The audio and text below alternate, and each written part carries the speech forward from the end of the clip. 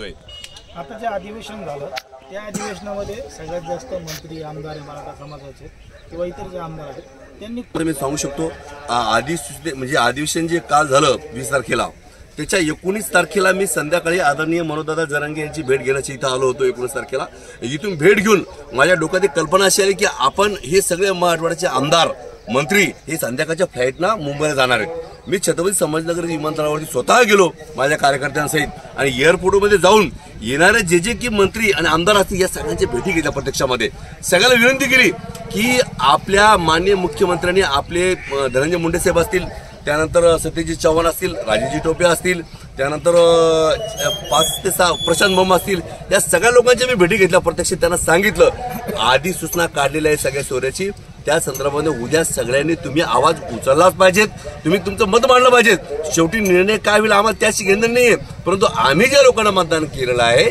त्या लोकांनी आमचा आवाज बनून उद्याच्या अधिवेशनामध्ये आधी सूचनेचं रूपांतर हे अध्यादेशामध्ये करून हा कायदा पारित करावा यासाठी आपण बोललं पाहिजेत।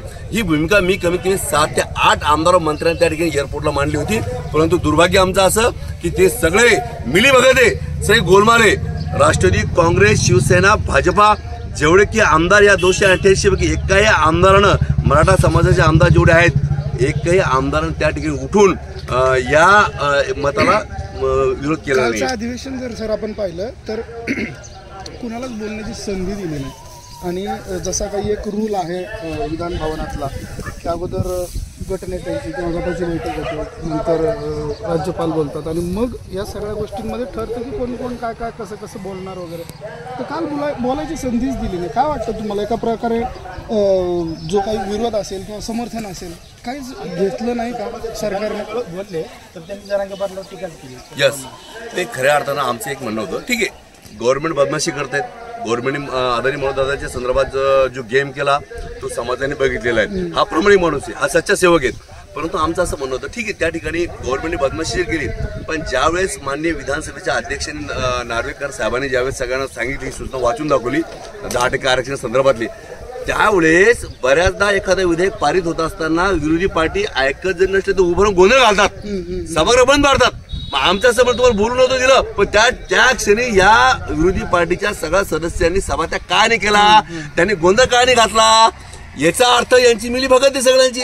सगळ्या पक्षाचे आमदार आणि माननीय मंत्री हे मिळालेले ना, सगळे विरोधी पक्षाचे जेवढे आमदार असतील या सगळ्यांनी जर त्या क्षणाला जर सभात्याग केला असता आणि गोंधळ घातला असता, उभे राहिले असते हे विधेयक आम्हाला मान्य नाहीये, स्वतंत्र आरक्षण टिकणार नाहीये, अशी भूमिका जर विरोधी पक्षातल्या आमदारांनी जर उभी राहून मांडली असती तर मला वाटतं काहीतरी विचार त्या ठिकाणी झाला असता असं आमचं मत आहे। त्यामुळे याच्यात सगळं मिक्स आहे, राष्ट्रवादी काँग्रेस हे जे शिवसेना आहेत या सगळ्यांची मिलीभगत आहेत, या सगळ्यांनी ठरवून टाकलेले आहेत, या सगळ्यांना फक्त मताचा कोटा हवाय, ओबीसीचं मतदान हवंय। त्यांना हे माहित नाहीये की 32% मराठा या महाराष्ट्रात राहतोय आणि हा मराठा 32% जरी तुम्ही ओबीसीचं मतं घ्यायला जाल तर त्या ठिकाणी मराठा मतदान तुम्ही गमावून बसलेला आहात। सगळे राजकीय पक्ष हा मुद्दा सगळ्या राजकीय पक्षाच्या नेत्यांनी समजून घेतला पाहिजे। देवेंद्र फडणवीस म्हणतात 100% दिसणार, विशेषतः मराठा समाजाचा एकही असा माणूस नसेल की जो या ठिकाणी हा परिणाम दाखवायला पुढे येणार नाहीये। बघा तुम्ही मतपेटीच्या लोकसभेतच बघा, विधानसभा फार दूर आहे, अभि तो पिक्चर अभि नजदीक आहे। या येणाऱ्या लोकसभेमध्ये महाराष्ट्रामध्ये जे दिसेल सगळ्याला चॅनलच्या आपल्या चॅनलच्या मध्ये दिसेल की या 100% नरेंद्र मोदी साहेबांचे जे काही इलेक्शन आहे लोकसभेचं भाजपाला 100% धक्का बसणार आहे। मराठा समाज जो ओरिजिनल मराठा 96 कोळी मराठा जो छत्रपती शिवाजी महाराजांना मानतो तो 100% भाजपाला मतदान करणार नाहीये। ही गॅरंटी 100% मराठा समाजाची गॅरंटी आहे। मोदी साहेब जसं त्यांच्या विकासाची गॅरंटी देतात तशी मराठा समाजाची गॅरंटी आहे की भाजपाला मतदान आता इथून पुढं मराठा समाज करणार नाहीत, 100% करणार नाहीत। जरांगे पाटलांच्या उपोषणादरम्यान त्यांची प्रकृती मोठ्या हलवत होती, त्यावेळेस सरकार जे पक्ष आहे ते फोडाफोडीचं राजकारण करत होतं, पक्षप्रवेश करत होतं, या सगळ्या गोष्टीकडे कसं नाही खऱ्या अर्थानं हे दुःख आहे, दुर्भाग्य आमचं महाराष्ट्राचं की ज्यावेळेस एखादा बहुसंख्य मोठ्या प्रमाणात असलेला मराठा समाज रस्त्यावरती उतरतो आणि त्याला संघर्ष होतो मनोजदादा जरांगे ज्यावेळेस स्वतःचा जीव पणाला लावतात, अशा परिस्थितीमध्ये सरकारमधले काही लोक पक्ष फोडाफोडी आमदाराच्या फोडाफोडीच्या नादी लागतात पण अशा परिस्थितीमध्ये मराठा समाजाचा अगदी महत्त्वाचा जिवंत असा विषय हा डावला जातो, हा समाज कधी विसरणार नाही साहेब. आम्ही सगळे शेतकरी बांधव आहोत मराठा समाजाचे. आमच्या आज अल्पभूधारक शेतकरी आहोत. आमच्या आज कापसाला भाव नाही हो, आमच्या सोयाबीनला भाव नाही हो, आमच्या शेतमाल कुठंच भाव नाही आहे. अशा परिस्थितीत सरकार एकीकडे शेतीमालाला भाव देत नाहीये, दुसरीकडे आम्हाला आरक्षण देत नाहीये, आम्हाला नोकऱ्या लागत नाहीयेत. आमच्या मराठा समाजाची मुलं या ठिकाणी आज त्यांना नोकऱ्या नसल्यामुळे त्यांना छोकऱ्या मिळत नाहीयेत. अशा परिस्थितीमध्ये आज आशेची किरण म्हणून मनोजदाच्या माध्यमातून आम्हाला अपेक्षा होती मराठा समाजाच्या शेतकरी बांधवांना आणि सगळ्या शेतकऱ्यांना किंवा मराठा समाज लोकांना हे आरक्षण जर मिळालं तर आमच्या मुलाबाळाचा जो शिक्षणाचा खर्च वाढलेला आहे की तो शिक्षणाचा खर्च या आरक्षणाच्या माध्यमातून आम्हाला कुठेतरी फायदा होईल. ओबीसीमध्ये जर आरक्षण मिळालं तर किमान आज मराठा समाजाचा ओपन कॅटेगरीच्या माणसाला 1 लाख फीस भरावी लागते आणि ओबीसीमध्ये असलेला 50,000 भरावं लागते. हा फरक कुठेतरी कमी होईल हा या भावनेनं आज महाराष्ट्रातला मराठा समाज रस्त्यावर उतरला आहे. आणि मनोजदादा जरांगे यांच्यावरती एक विश्वास त्यांनी ठेवलेला आहे. आमच्या सगळ्या मराठा समाजाचे दैवत आहेत. त्यांच्या पाठीशी यांनी किती गेम केले सरकारने, किती त्यांना बदनाम करायचा प्रयत्न केला किंवा मराठा समाजातले की समाजकंटक सुद्धा आहेत जे मनोजदादाला बदनाम करायचं कटकर असताना रस्ता आहेत. पण त्यांना सुद्धा आम्हाला सांगणं आहे की बाबांनो 70 वर्ष झालेत, अण्णासाहेब पाटील जे वारलेत 1982ला, त्याच्यानंतर पहिल्यांदा एक योद्धा आम्हाला भेटला मराठा समाजाला. त्याला तुम्ही कितीही कलंक लावायचा प्रयत्न करा पण मराठा समाज एवढा पक्का आहे की आज मनोजदादाच्या पाठीशी 100% ताकदीने उभं राहणार. तुम्ही बघू शकता सातत्यानं 2 ते 3 किलोमीटरच्या रांगा लागलेल्या आहेत. याला ही साक्ष आहे की येणारा काळ हा मनोजदादा जरांगे सांगेल तेच धोरण आणि आम्ही मराठा म्हणून तेच बांधू तोरण ही भूमिका आता मराठा समाजाने घेतलेली आहे. यात की दुमत नाही. जे ॲडव्होकेट गुंडरत्न सदावर्ती आहेत ते म्हणतात की मराठा समाजाला आरक्षण मिळणारच नाही, ओबीसीतून पण नाही आणि स्वतंत्र ते पण टिकणार नाही. साहेब तो एक विचित्र माणूस आहे.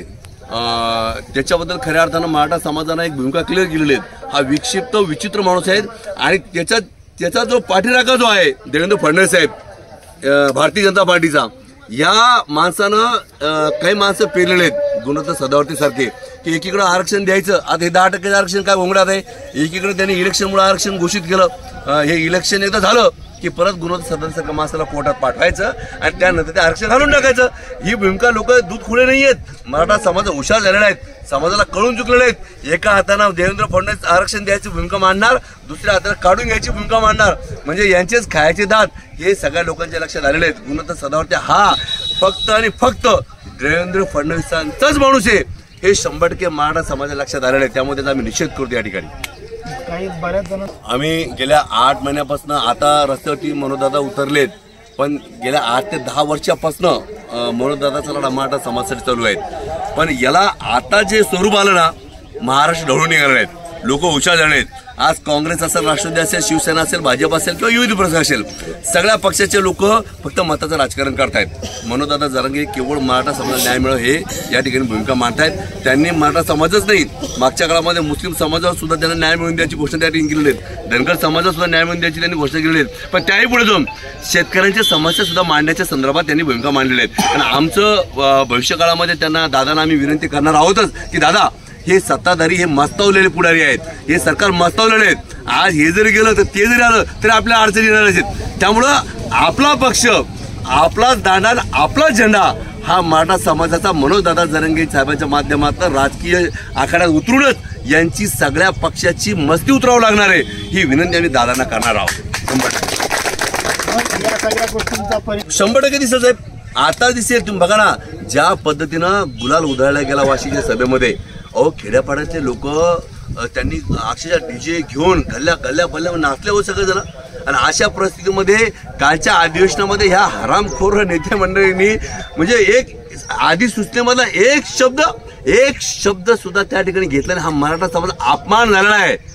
माननीय एकनाथरावजी शिंदे साहेबांना जो गद्दारीचा शिक्का लागला ना त्यापेक्षा मराठा समाजाला आज त्यांनी हे जे पाठीवर खंजीर खुपसला एकनाथ शिंदे साहेबांनी आणि त्यामुळे भयानक कोण अपमान झालेले आहेत.